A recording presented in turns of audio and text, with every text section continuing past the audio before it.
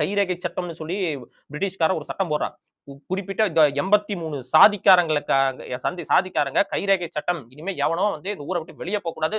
தினமும் சாயங்காலம் எல்லாரும் வந்து கைரேகையா அந்தந்த காவல்துறையில வந்து காவல் அலுவலகத்துல வந்து பதிவு செய்யணும் அப்படின்னு ஒரு வித்தியாசமான ஒரு சட்டத்தை வந்து கிட்டத்தட்ட நம்ம இந்தியாவிலேயே இந்த சட்டம் வந்து வேற எந்த நாட்டிலையும் போட்டதே கிடையாது. தமிழ்நாட்டுல இந்த இருக்கக்கூடிய இந்த டிஸ்ட்ரிக்ட்ல 83 சாதிக்காரங்க எவனும் வெளியே போக கூடாதுடா அப்படின்னு சொல்லி சட்டம் போட்டதுக்கு அப்புறம் அந்த சட்டத்தை எதிர்த்து போராடின மாபெரும் வீரன் தான் முத்துராமலிங்க தேவரையா அவர்கள்.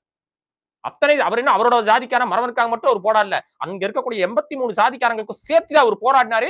அந்த அவங்க கிட்ட கைரேகை வச்சுதான் நாங்க வாழணும், எங்களுக்கு இந்த கையே தேவையில்லடா அப்படின்னு சொல்லி போராடினவர் தான் நம்ம ஐயா முத்துராமலிங்க தேவர் அவர்.